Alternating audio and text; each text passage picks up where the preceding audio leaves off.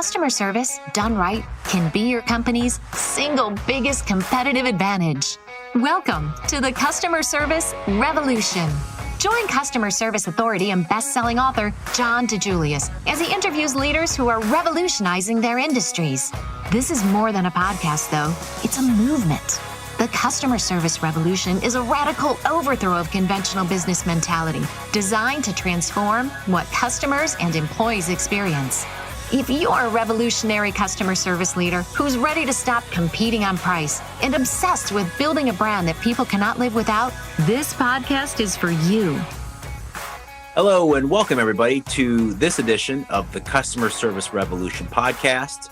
My name is Dave Murray. I am the senior consultant for the DeJulius Group, and I am thrilled to have you here today as we get to chat with the great, and I mean great, Ken Blanchard.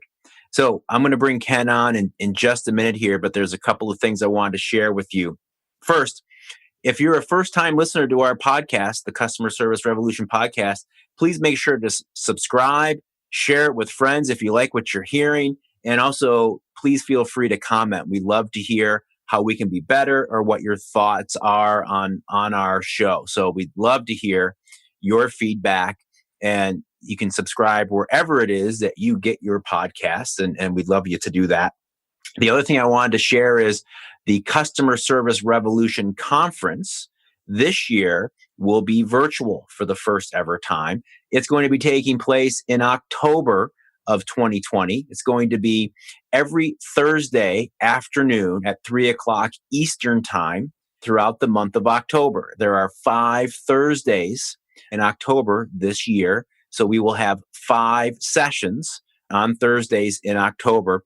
It's going to be a can't miss event. The caliber of speakers that we have is unbelievable. You are not going to want to miss a minute.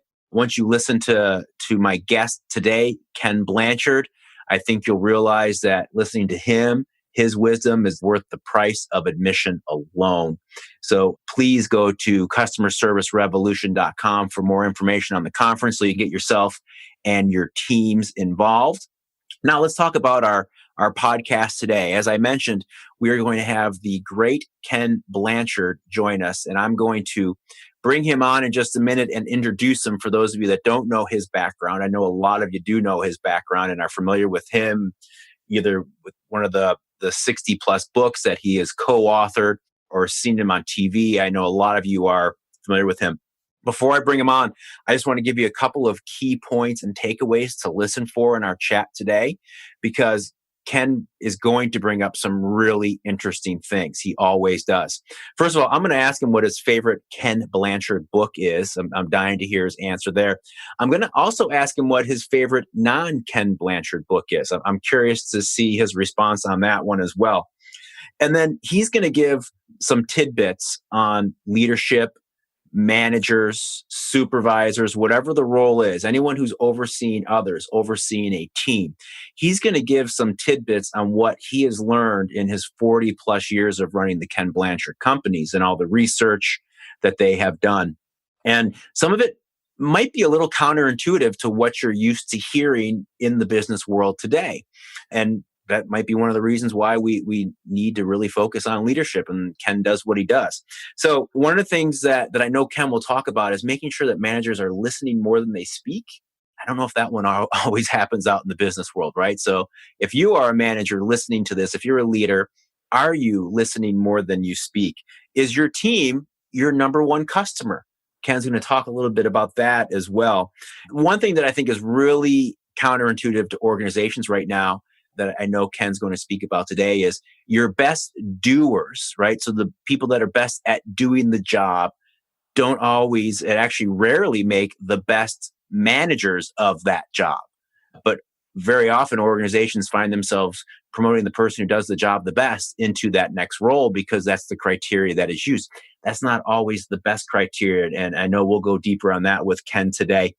And one of the things that I think Ken brings to light that is so important, that the primary goal of being a manager is really the opportunity to make a difference in people's lives. And unfortunately, in today's business environment, I don't see that as the goal. I don't even see that as being expressed to new managers and leaders. So there's such a great opportunity there to make sure that people are focused on that and the difference that they can make in somebody's lives who's on their team. So those are a couple of highlights to listen for. I'm sure that you will get a lot out of today's session. So without further ado, let's bring on the great Ken Blanchard. Welcome, everyone, to this edition of the Customer Service Revolution podcast. My name is Dave Murray. I am the senior consultant for the DeJulius Group, and I am thrilled to have you join us today. Today is a very special day. I am so excited about this podcast today.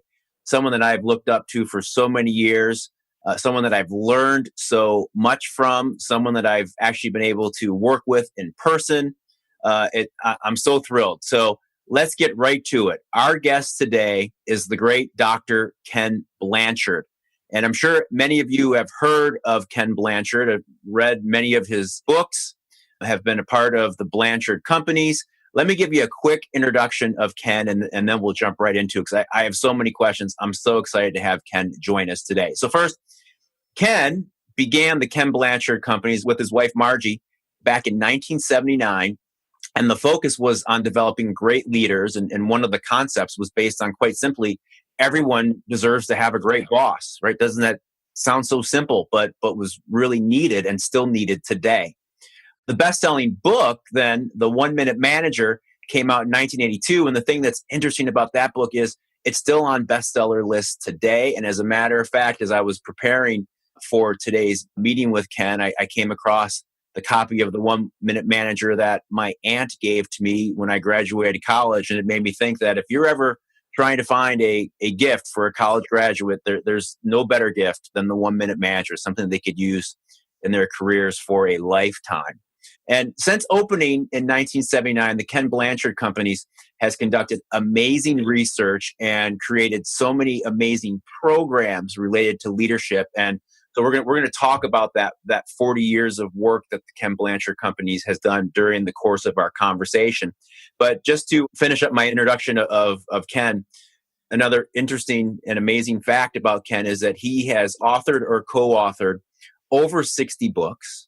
I'm sure that you have a lot of them in your library. I went through my personal library before today and grabbed a couple like Raving Fans, Customer Mania, Leading at a Higher Level, Servant Leadership in Action. There are so many amazing titles that Ken has written or co-written.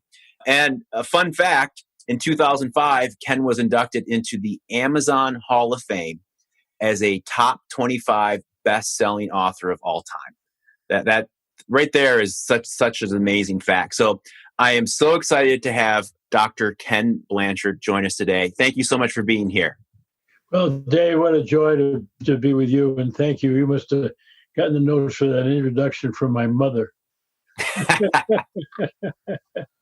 Well, the hardest part about writing an introduction for you, Ken, is what to leave out, right? There's just so many great nuggets that introduction could be our entire show. We could spend 45 minutes just talking about the great things you have done throughout your career. So the hardest part was what doesn't make it in, that's for sure. Well, I'm thrilled, as I said, to have you join us today and excited that you are going to be a part of our Customer Service Revolution conference this year. I think most of our listeners already know this, but if you don't know it yet, this year's Customer Service Revolution conference is moving to the first ever virtual, and it's going to be taking place in October of 2020. It's going to be every Thursday this October in the afternoons Eastern time. And there's plenty of information at customerservicerevolution.com to learn more about it. But I'm excited, Ken, that you're going to be part of our Customer Service Revolution this year. And we get to chat about that a little bit today. But, I wanted to ask you, I guess, kind of a personal question to start. I mentioned in your introduction that you have authored or co-authored 60 plus books. So the question that I haven't had a chance to ask you yet that I'm dying to know, do you have a favorite Ken Blanchard book? Well, I always kid probably the favorite is the latest, but when I look at favorites, I really think about who I wrote it with. My mother was a character. She always said, "Why don't you write more books by yourself?" And, over the 60 books I've written, I've only written 2 by myself. One on golf. So many people helped my golf game. I didn't know how to write it with, and one on my spiritual journey. And I didn't think I could co-author that. But when I think about my favorite books, I think about like working with Norman Vincent Peale. He was 86 years old and wrote The Power of Positive Thinking, and what an amazing time that was. And working with Colleen Barrett, who took over as president of Southwest Airlines when Herb decided to step down. And we wrote a book called Lead with Love, about the love is spelled L-U-V, which is Southwest stock symbol. And Right.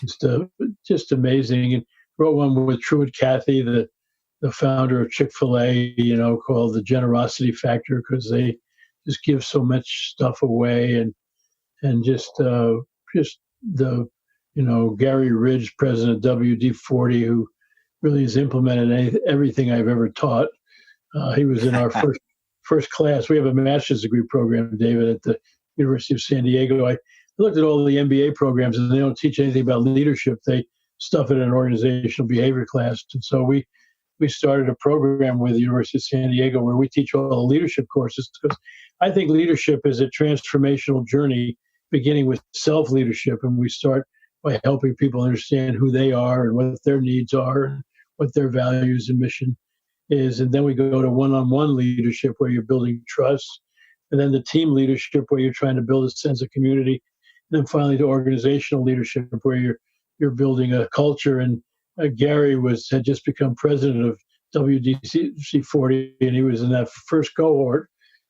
Now we've got 21 groups over the years, and he just got excited about it and started to implement everything we ever taught. And so he was particularly fascinated. I was a college professor, Dave, for 10 years, and I was always in trouble with the faculty because the first day of class, I always gave out the final examination. And they say, "What are you doing?" I say, "I'm confused." They say, "Yeah." I said, "I thought we were supposed to teach these kids you are, but don't give them the questions in the final." And I say, "No, I'm going to give them the questions in the final. What do you think I'm going to do all semester? I'm going to teach them the answers."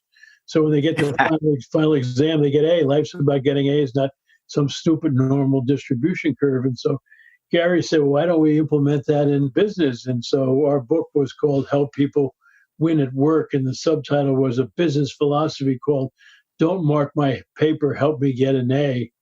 And he's grown that company from 300 million to several billion.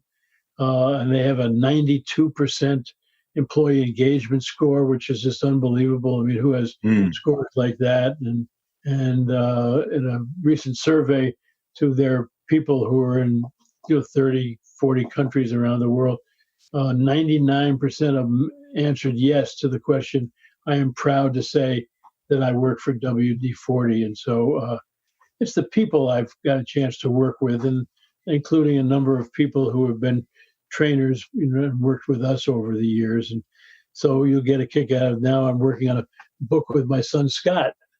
And, great. And my working title is that, legacy and leadership. It's a family affair, but I don't know what it'll come down to, but it's kind of sharing what we've learned from each other, because he's the new president of the company, and he took over in January, and he said, "Thanks a lot for letting me become president right in the middle of all this mess." Right. Nothing like a global pandemic as you enter your new position. Well, that's great. And Ken, you've always shared the stage, which is something that I admire about you. As you mentioned, you've only written 2 books yourself, and everyone else you've co-authored with, or whether it's one co-author or many co-authors. For example, leading at a higher level, and servant leaders, and leading at the higher level is what I'm thinking of, where this was written basically by your entire team, right? You guys worked together as a team to create this book, and it's fascinating. Yeah, I just love to work with other people and also give them a chance to shine, Right. Yeah. Makes me think that that's really servant leadership coming to life, right? Yes. I think it's all realizing you're here to serve, not to be served. And I think that's the lesson that we all need to learn. And, God knows we need a different leadership role model around the world. We've seen what self-serving leaders have done in every sector of society, including unfortunately, you can look at Washington. It's not one party. The whole system, to me, is a self-serving system. Yeah, there's some real life lessons out there, aren't there? Yeah, for sure. Yeah. So one more question for you on books, because I'm curious about this. With 60 plus books to your credit, I'm just interested in knowing, I think some of our listeners would be as well. What about your favorite non-Ken Blanchard title? What's your favorite book that you have not written? Well, my father, when I was really young, gave me, how to influence people, by what's his Dale name? Carnegie. Yeah. Dale Carnegie. My father was in his first class in 1927, and so he gave me how to win friends and influence people when I was about 10 years old, and then shortly after that, he gave me Norman Vincent Peale's book, How to, The Power of Positive Thinking, and those two have really been kind of key books in my life, really. The interesting thing about those two books as well is they're timeless, right? As much as our worlds have changed, those concepts have not. No, that's right. It's just really kind of amazing to watch that, and so, and then I wrote the foreword to Spencer Johnson, who wrote the Woman of Managers book, Who Moved My Cheese? Oh, yes. I kind of goosed him to do that, and that's been a really powerful book for many, many people. It sure is. I mean, we all know that none of us are truly big fans of change, and that book has helped several people get through that. That's for sure. Yeah. So I'm curious if we switch gears and focus on the great work that the Ken Blanchard Companies has done since 1979. I'm just wondering. You're an expert in your field. You're a thought leader when it comes to leadership and other things as well, but really at leadership. And I'm just curious, what do you see, if anything? What are a couple of things that you feel are lacking for new leaders? So someone who's getting promoted into that new supervisor role, becoming a manager for the first time, whatever that looks like in their world. What do you find that is typically lacking that they're either not learning in school or not learning on the job before they get that opportunity? I think the biggest thing, Dave, is when they take over, they want to look good right away, And what I always say is, no, you're there to serve, not to be served. And one of the skills that people don't learn in graduate school and all is how to listen. I always tell new managers, you need to listen more than speak. And before you try to do anything, find out what's going on. Find out what people think is really working well. Find out from them what they think they could really improve and all. And then how can you help facilitate and help them be what they want to be? I mean, it's all about them. It's not about you. And I think that's a really thing. My son Scott, one of his first jobs, he was a kitchen manager at the Hotel Del Coronado, and right. He came in, he was a young college kid, and he's dealing with all these people from different races and nationalities, and all that were, almost twice his age, and he just blew their minds when he came in. He said, "Look, I'm really here for you all.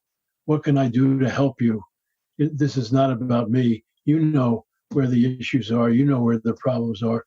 And they how could this young guy be so darn smart,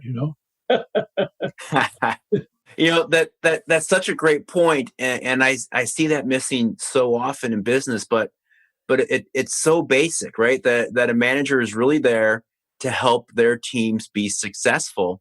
Yet it seems like such a hard concept for us as leaders to grasp. Yes, because we need to think that we need to be successful. Well, if your people are successful, you're going to be successful. Right. It's a win-win. And, we talked about ego. You can always tell people who are ego-driven because they think all the brains are up the hierarchy, Yeah. And, right. Where the one of my favorite sayings, which I think is good for all new managers and all, is none of us is as smart as all of us. And 1 + 1 is a lot greater than 2. And how do you bring out the best in the people around you? Excellent. Excellent. I had a follow-up question to managers and the one I just asked about what do you see as lacking. I'm curious, as a follow-up to that one, what in your opinion has not changed over the years since the Ken Blanchard Companies opened? And a lot of things have changed in the business world, right? I mean, when you started the Ken Blanchard Companies, there was not a PC on everyone's desk. There was not email. All the technology that we have today, even if you look for 2 years ago, now to 2 years ago, technology has changed and changed and changed. But when it comes to leadership, what hasn't changed? What's been that constant that you see to be a successful leader? Well, I think the number one thing, David, I've seen over the years is that great leaders realize that their number one customer is their people. If they take care of their people, train their people, love on their people, then their people are going to go out of their way to take care of their number two most important customer, the people who use your products and your services. And then they're going to become raving fans of your organization and be almost part of your sales force. And then that's going to take care of the bottom line and the ownership and all that kind of thing. And a lot of people have really felt that, the reason for being in business is to make profit. No, profit is the applause you get for creating a motivating environment for your people so they'll take care of your customers. That's why I've always, I don't think that's changed. Yeah, I love that one. Profit is the applause you get. That's fantastic. Ken, what are some of the pitfalls that you see companies fall into as they're trying to grow, promote leaders, grow their teams? What are some of the organizational pitfalls that exist out there, that those traps, if you will, that companies today just can't seem to get out of?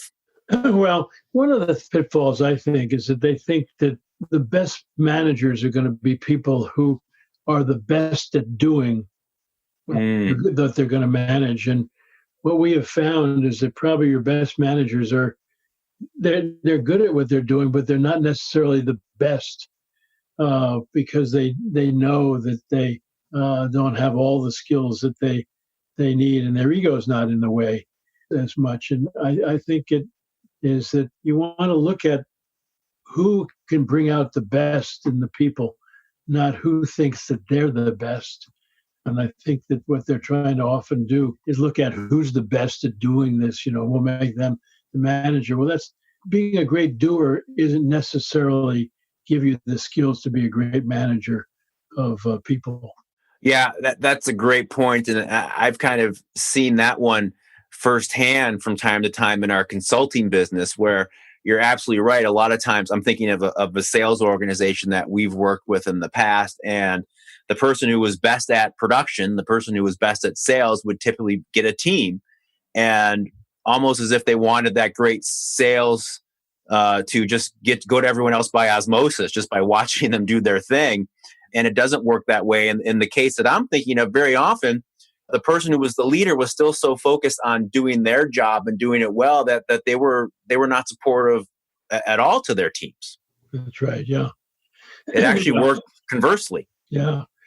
Yeah. Because when you're good at being a doer and now you're a manager, well, your doing could help, people who are learning, as a mentor and all that kind of thing. But remember, your credibility, your success is going to depend on how well your people do, not about everybody sitting around watching you. Yeah, right. That is very, very true. And unfortunately, very often forgotten. So that's a great point. Yeah. And I think you got to know what your skills are, and so, for example, when we started our company, my wife, Margie, has a PhD in communication, and it was obvious she would be much better president of our company than I am. I'm a cheerleader type, I'm not a great developer of people and all. I like to get in there and do stuff, Right. And she's just been great, and then she was able to bring on people that could build on that whole philosophy. That's another great point. I think sometimes leaders fall into the trap of feeling as though they need to be great at everything, as opposed to just focus on their strengths and play to your own strengths and get a support team, get that team there that can that can play to your weaknesses, that can help you there. Yeah, that's right.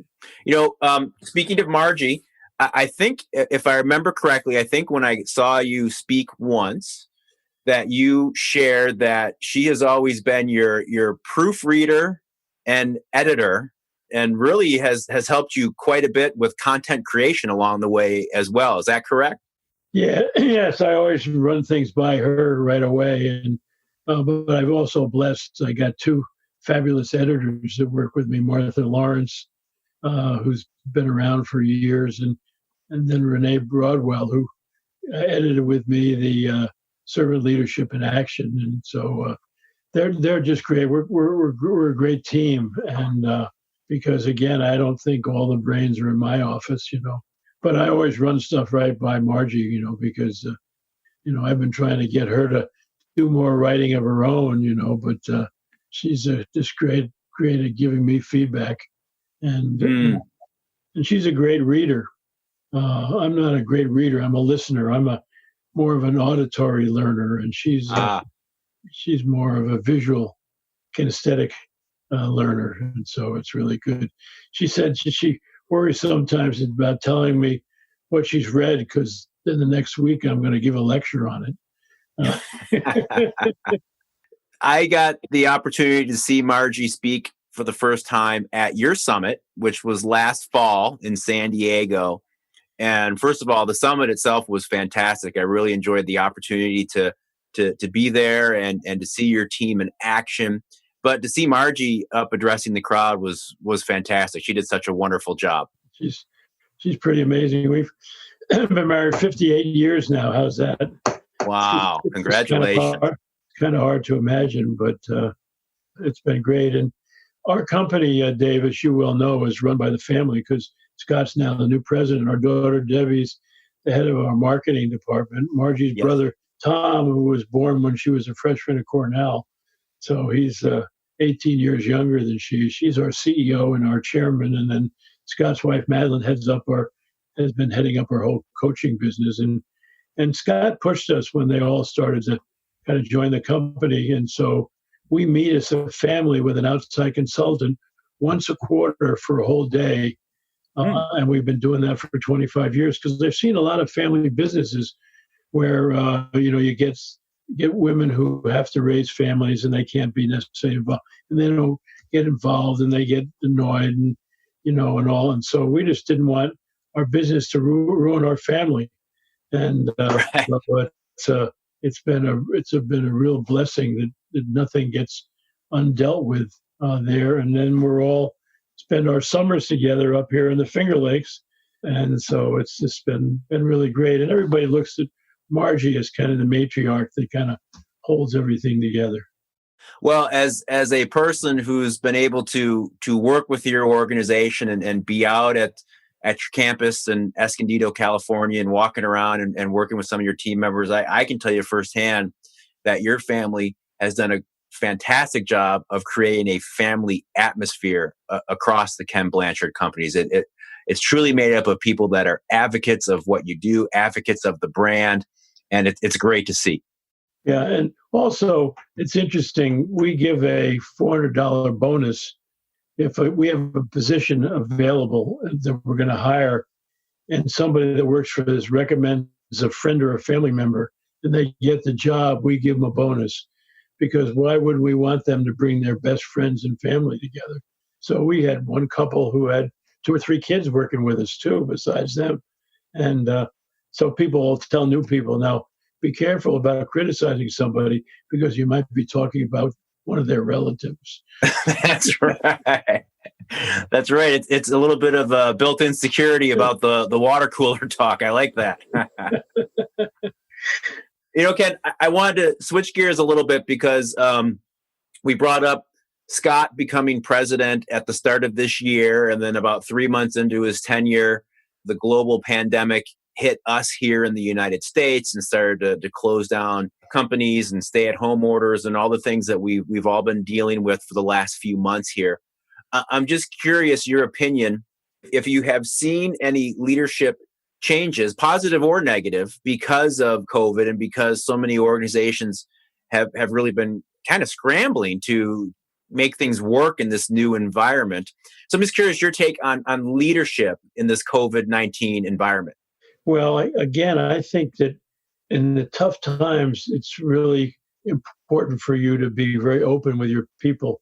Scott, when he took over as president in January, one of the courses that Margie and I teach at the University of San Diego is helping people develop their leadership point of view, which is, what they think their mission is and their picture of the future and their values.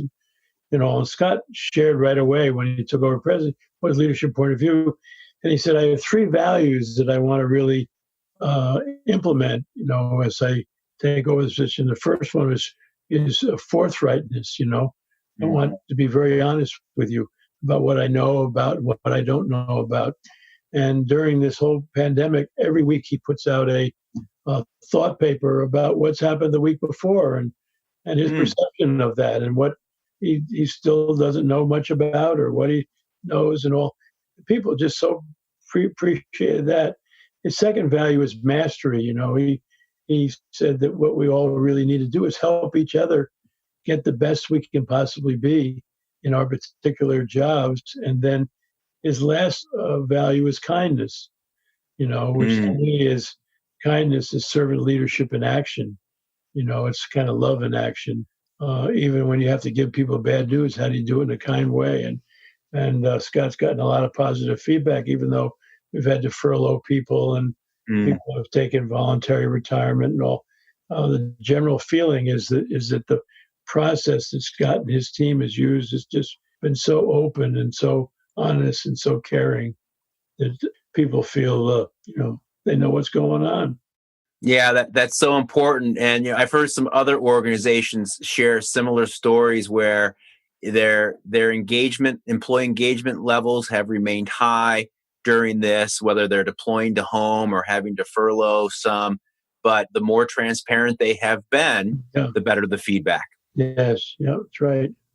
And again, it's none of us is as smart as all of us. How do we figure this out together? Right. So the last question I have for you today, and you may have already answered it because I'm looking back through my notes and you talked about listen more than you speak. And you talked about, leadership is not about you, it's about your team. But I am curious to ask this question.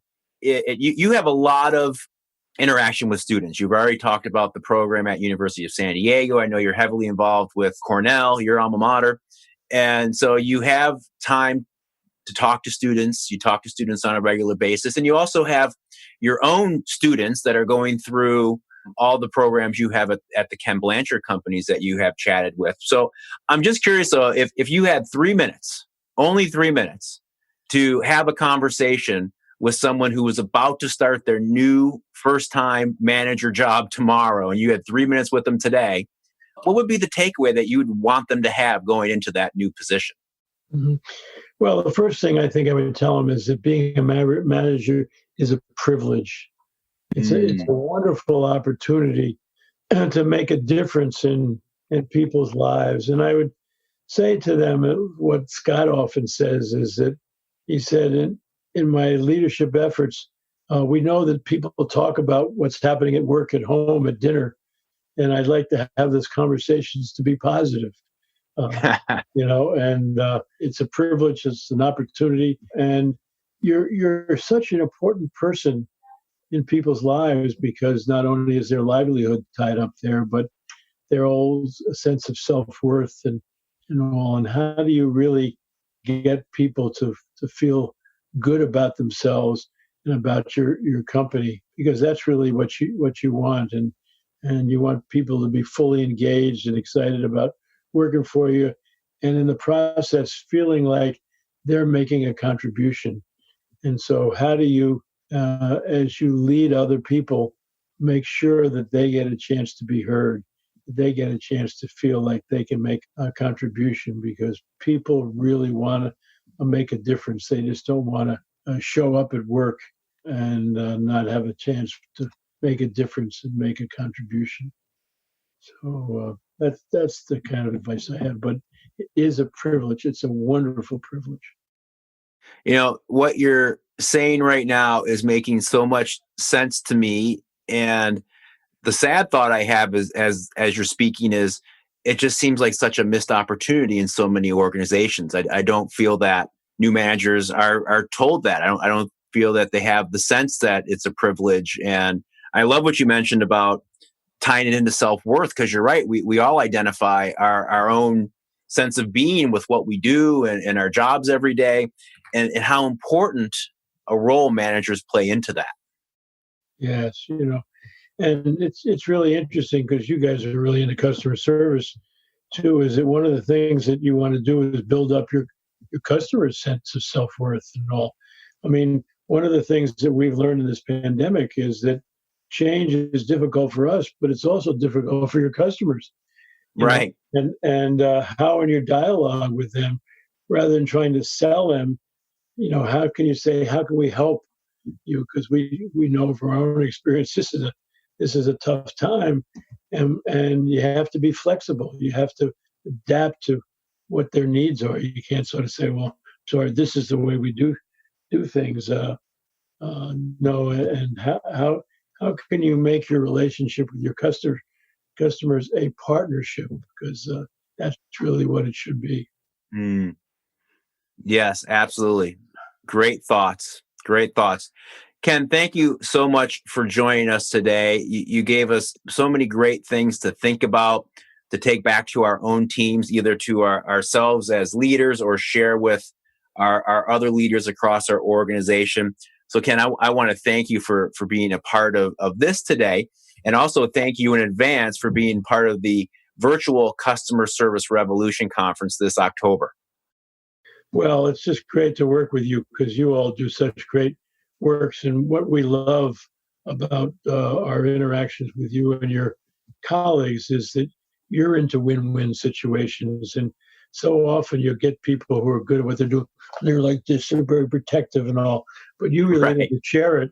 And your sharing permits us wanting to share with you. And so it's a mutual learning process. So I recommend to all your watchers to find out more about what you all do, because you're a great partner and really understand customers and what's important there to create a partnership with them. Well, thank you, Ken. That's very nice of you. We really, really appreciate that. And thank you again for joining us today. I know that I'm excited to see you again in October as part of our conference. I know that our listeners and viewers will be as well. So thanks again for making the time from your time off in the Finger Lakes. We really appreciate you joining us today. And we will see you soon in October. All right. God bless and best to everybody out there. Get tickets now for the 2020 Customer Service Revolution Virtual Conference, streaming every Thursday in October. Each week features a new lineup with greats like Seth Godin and Guy Kawasaki. The earlier you buy, the more you save. Grab tickets for the whole team today at customerservicerevolution.com. We appreciate you tuning into this week's episode of the Customer Service Revolution podcast. If you enjoyed this episode, let us know with a review. We love to hear your feedback and even feature some of our favorites on our podcast page. To hear future episodes, subscribe now on iTunes, Spotify, or your favorite podcast app.